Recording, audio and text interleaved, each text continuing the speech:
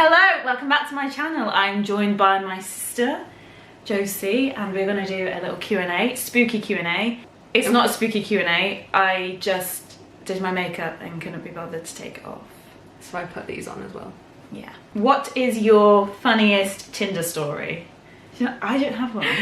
I don't really use Tinder that much. I think it's one of those things where you just... Personally, I've never really gone on a date from Tinder. No. Well, I've never used Tinder or any app in my life ever. I just never really find anyone that I really fancy on it. Or if I do fancy them, I just kind of can tell that we wouldn't really click in person. Yeah. Because I'm quite weird. So I don't think I really find anyone like... I think we put people off. Yeah. I think people I think people might see us online or whatever, and then they meet us and realise we're weird. And then they're like, oh, maybe not. I didn't think you're actually like that. Yeah, like we're not. You're not what your pose is on your Instagram, do you know what I mean? Yeah, definitely don't act like what I post, so. Yeah. Tips for not spending all day on social media. Get a hobby. Okay. I find it really draining and depressing if I spend all day on it, especially because, as everyone says, like Instagram, it's not a true reflection of real life at all. So knowing that, I don't really like to spend so much time on it. And Twitter, I think some things can be a bit depressing, so I tend to just go for a walk, go to the gym, spend time with friends. Getting outside into the actual real world rather than on the fake one. Well, I've written a blog post about social media detoxes and how they can benefit you, so I'll leave that link below. I think it's being aware. If you find yourself just aimlessly scrolling and you don't even really know what you're scrolling at, it's being actively aware of what you're doing, because I call it like aimlessly scrolling, because what's the aim in it? It's either gonna make you feel bad about yourself, or it's gonna affect your mental health or your mood or your energy levels. I think when you look back on your life when you're older, do you want to like think about how much time you wasted just sat scrolling on your phone? I think the key thing is to notice it, be actively aware. Yeah, especially when you're bored, you kind of just think like, I've been doing this for so long, like do something else, switch off. It's our go-to when you're bored, so I think when you're bored, think of other things. You can still be on your phone if you're watching a YouTube video. Sorry, that was so embarrassing. Oh, I hate myself. Reading, or even if you're on your phone, I don't encourage you to be on your phone a lot, but even just doing the games, like, you know, like brain training games. Yeah, oh, I love those. Or editing photos, like there are so many cool photo apps, like Prequel's really fun. How can I stop comparing myself to other people? That's a really good question. Yeah, I think people do that naturally 24/7. I've learned, because I used to have anorexia, so I learned a lot of the time that everyone's different and to appreciate what you have naturally. Like there's a lot of things about myself that I really don't like, but I know that there are, like other girls that would want that I've got that they don't have. So I think it's like appreciating your uniqueness. Yeah. If that's a word. Yeah, it is. Because we're all natural, I think we're all different in a good way, and I think how you are obviously suits you, and that's how you sort of meant to be. So to appreciate that. Yeah, I think, yeah, you're right. Definitely know there's only one of you. Like, you are you, like there's no other one of you. Yeah. What I do is, well, you really inspire me to like not compare myself to other people because of your self-confidence. That's really rubbed off on me, and I think it's a case of if you're not naturally like that, it's fake it until you make it. Yeah. I think really helps. It's almost forcing you. Yeah. Forcing yourself to love yourself. Yeah, that's exactly what I did. It's like when I was struggling, it was sort of like an act that I was so confident and I loved myself that it kind of just grew on me. It's like, you know, the negative side when somebody tells you something enough times you believe it. Yeah. Like if someone's constantly bringing you down, after a while you believe it. It's in reverse. So always anything negative, you've always got to switch it to a positive, and the more positivity you give yourself, like the more you'll get. Exactly. That happened with me because I've always been confident and an extrovert, but I used to think so little of myself. Like I thought I was a piece of shit on the floor,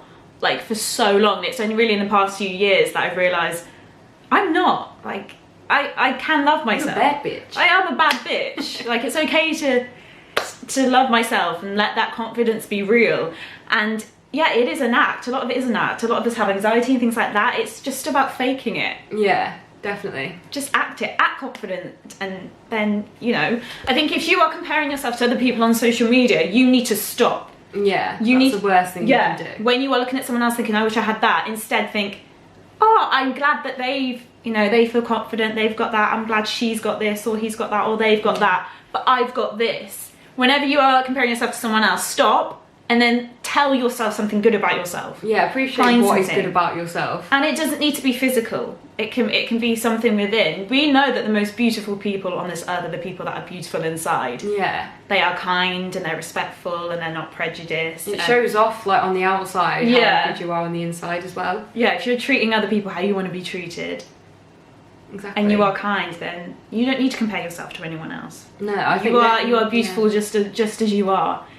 Exactly. You know, like me and you do that thing where we're like walk in the mirror, like we look in the mirror and tell ourselves, even if I think I look disgusting, I will go in the mirror and be like, no, you look incredible, you are beautiful. Sorry, I just ran out of memory and I forgot to put my ring light on, so if the lighting's better, we're digging it now. That's why. If our pores are flawless, they're not really, it's the light. Top 5 things you look for in a partner can be looks or traits. Likes new metal. I'm not joking, actually. Bit of an emo for you. I don't have any physical looks, like things I prefer. I don't actually have a taste looks-wise, but they need to preferably like Deftones at least. Respectful, loyal, kind, well-mannered, a feminist. Oh, that's more than 5. Oh well. Yeah, a decent person. Yeah. Yeah, I'm a softie. Nothing wrong with that. Yeah, just a nice guy who's not going to be horrible to me. I do really like dark features, especially dark hair. I like a bit of dark stubble. Oh. Yeah. Yeah. No cheaters, because I can't be cheated on again. No. No. Can we? No. Cheating, no. Absolutely no. No, I can't get my head around that. It actually scares me. And that my biggest fear in life is being cheated on. It's awful. Like, I wouldn't wish it on anyone. No. But yeah, I think that's the standard. I just think if you're not happy with someone, just leave them. Yeah. Someone that's weird, I like to do sort of activities. I'd much rather go karting or laser quest rather than food. Yeah, or like cocktails downtown. Oh, I mean, that's nice, but I think I'd rather like build a kayak. Yeah, or like go for a hike. Yeah, do those sort of things then, because we're not very girly, dressy people. Like, we can, but I think, you know, a bit of both would be nice. Do you know like what the perfect first date would be? Like a total wipeout course or something. Oh my god, like an inflatable course. That would be like my dream. And someone that just doesn't care what other people think. Yeah, that's sexy. And someone that's like confident as well. Confidence is key. Confidence and trust in a relationship. And Deftones. How often do you argue, and if so, how do you resolve? We don't argue.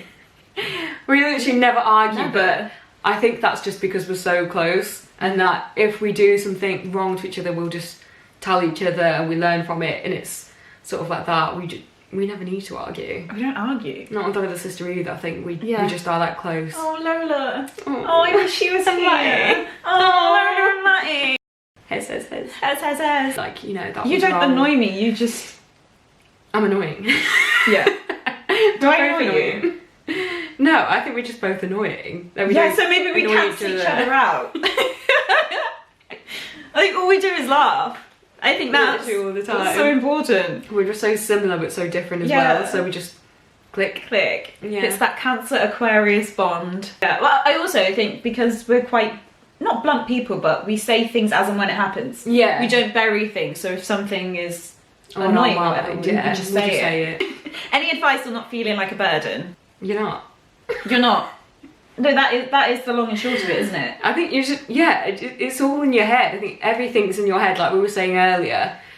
When you're feeling down or anything like that about yourself, I've just come to realise everything's in your head, so the only way to overcome that is to teach your brain and your head not to think that way, which is easier said than done, and it sounds a bit stupid, but it's true, and it's the only thing that works. It takes practice. Yeah, it does. It's sort of like telling yourself you're not this, you're not that, and if you're getting kind of negative vibes from someone, then getting yourself out of that situation. If I'm a burden, then it's their loss.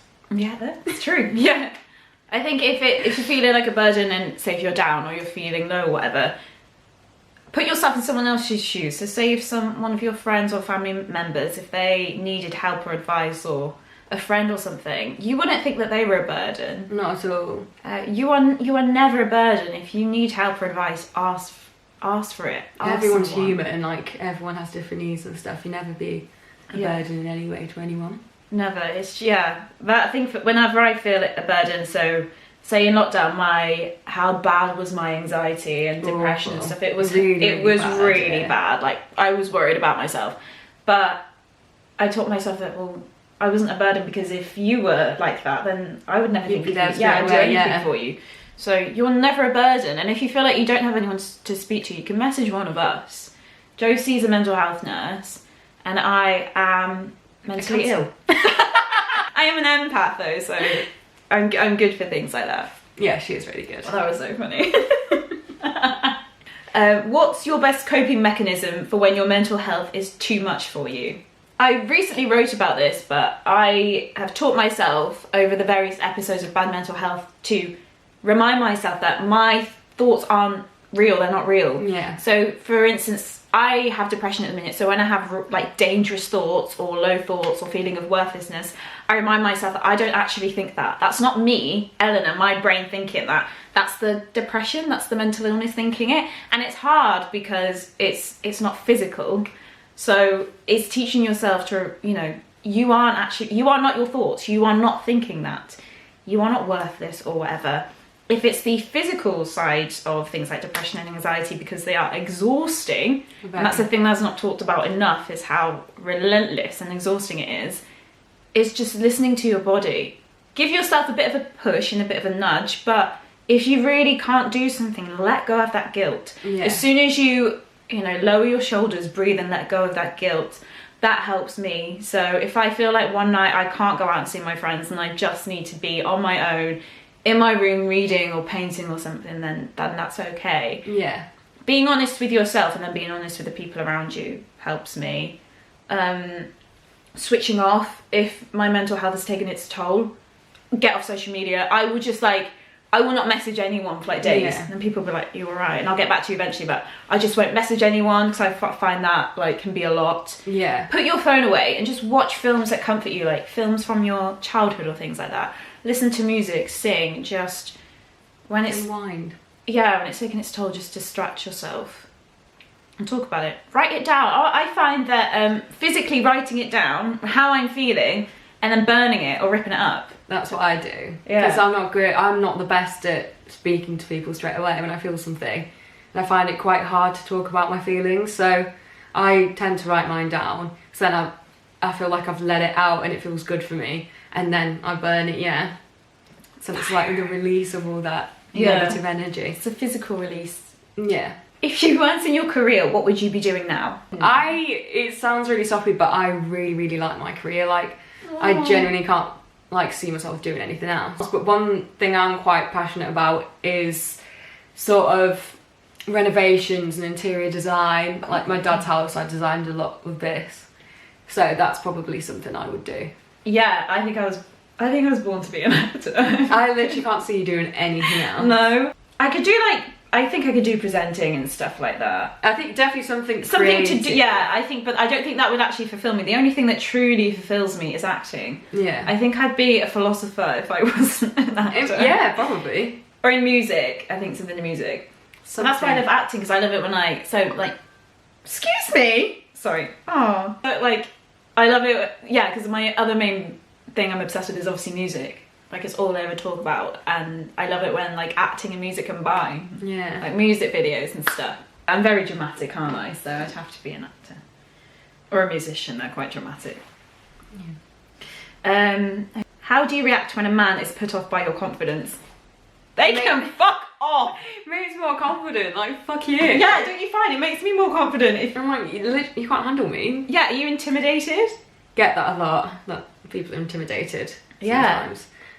It's funny though, because it's we're really nice people. We're actually really lovely. Yeah, I think people especially me, I think get the wrong impression. Yeah, I think they get the wrong impression of you. They don't think I'm very nice, but I literally am really nice. You're the most sensitive. Out of us sisters, you are the most sensitive, aren't I know, you? people think I'm the least. And I'm I'm so sensitive. Yeah. But a lot of people don't like it, but then at the same time... A lot of people do. Yeah. And everyone's different, so if they don't, that's not a problem. They just don't like it. Maybe it's an insecurity thing. I think I can get it when, like, if some people personally just don't like people that are maybe extroverted or loud, or... But it's not like we're not... No, I don't know. I mean, we are at home, but... Or if you've had a drink. Oh, but you are something else when you've had a drink. Everyone's seen those tits swinging. How do they react if they're put off? If they're put off, then they're the one with the problem. We're not. We know we're nice people just because we're confident. That doesn't... It's not a negative thing. I don't think it's a bad thing at all. I'm confident. I like who I am. Why shouldn't I? If you don't like it, then fine. Yeah, it would be an honour to be in our presence. No, I don't mean that. I do mean that. All I can think is, like, fuck off. Like, yeah. Don't be around us then. Don't beg it, which most of them do. Yeah, and then decide, oh, actually, no, really that's great. It's like, we'll stop begging it then. I think confidence is, it rubs off on people. It does. So I find if someone's really confident in themselves and they're loud and approachable, or not necessarily loud, but approachable, confident, I find that rubs off on me. And if they're bubbly, it makes me feel involved. It makes me want more of that. And to get stuck in. Yeah, so I don't know why, people don't like that, because I feel like I always use it to my advantage and get people involved when they're not necessarily as confident and they're quite shy. Yeah, I think that's why we're a bit like, fuck off if you don't like our confidence, because we do use that. So we call ourselves like the Kardashians. It's like a family joke because we're like the working class Kardashians. Excuse me. Yeah, we love to include people in our clan. I think because we're quite a confident and bubbly family, we want more people involved in that. Welcome everyone in it. It's not like, like, fuck off. So we use our confidence for good, to make people feel good about themselves and to include them. And yeah, it's always with the best intentions. We always do it in a good way. Yeah. So if people don't like it, then that's fine. Yeah, because someone will. I think in relationship wise, I think I've realised men do kind of struggle with it sometimes, but I think that's just an insecurity. It is, yeah, because if they're secure, then they know that just because I'm confident doesn't mean I'm going to do anything like cheat or anything like that. Yeah, it's not like we're giving them a reason to find our confidence. It's nothing to do with us, it's more their part. More on their part, yeah. Because, we would not do anything to hurt anyone. Ever. If I'm with someone and it's just them, I'd never look at anyone else. No, we're just really friendly. Yeah, I think that's what it is. I think because we're friendly and bubbly and we want to include everyone, that confidence might look like something else, maybe, it's really but not. I think when you know us, you know that it's not like that. We'll just be nice. It just comes from a good place. We just want everyone to be happy. What do you think of each other's tastes in partners? Who asked this boy? How much time have we got? I think because we are so close that we can be really overprotective. So you. I'm the worst for being overprotective. You, Lola, and my mum are so protective of me, but it seems to just be me. Yeah, I don't know. I think you're either one extreme or the other. What do you mean? Sometimes I can really, really like them and get a good vibe, and I think you're good to get them. Other times I'm like, absolutely not. Yeah, they're always right, to be fair. Yeah, I think with us as well, if we can like someone, because we can fall quite easy, I think. Yeah. We'll always just have a lot of love to give. Yeah. We'll just tell each other, and I think we just get vibes straight away, so we'll have like, go for it or don't go for it. Yeah, you get a vibe, and so you roll with it, whereas I'm not naive, but I think everyone's nice. I just think everybody's lovely, and I'm not very good at... A bit to a fault, I think. To a fault. I'm too nice. I won't let anybody treat me badly, but I try to see the good in everyone, which is bad because then, people can try and... Yeah, basically. Not do good. If someone was to ask me on a date, then I think I'd obviously tell you because I'd be excited. Yeah. But then I think you would have an opinion. Yeah. But I don't, We very give everyone a chance and stuff, but I think, especially with my job and how protective I am and how close we are, I can tell quite early on, I get like a... Yeah. You're not judgy, but you get good vibes from people. Yeah, just because I don't necessarily think I'd want you to date them doesn't mean that they're a bad person to date. It just probably means I don't think you work together. Yeah. It's never judgy, like appearance wise or like physically or anything like that. It's about somebody's intentions or whatever. Yeah. Because you don't want anyone to like pry on my heart, because you've got too much of a big heart. I think not bad, but it could be easy. It can be easy to try because I'm too nice, I think. Yeah, but we wouldn't let that happen. No. What do I think about your taste? It's getting good. It's getting better, actually. Like, I used to have a really bad taste. You and I was did. kind of known for it. Josie was known for having like horrendous taste in guys. But I think I'm getting good now. But now, yeah, you know what you want. You're not willing to settle for anything other than that. No, and I think having a lot of shit before, excuse my language. Yeah, Josie's been through an awful lot of stuff. Like, you might know, horrific. So now you're thinking, right, anyone out, like, fuck anyone that's not there. So if I get like the tiniest bit of like bad vibe, I'm just like, no. Yeah. So I think it's kind of a blessing in disguise. Yeah. But I'm doing good now. You're doing good, yeah. Thank you so much for watching. Make sure you subscribe, like, comment if you want. We are here if you want to talk about mental health. DM us. I'll leave our socials linked below. You are beautiful. You are worth everything, and like never ever forget that.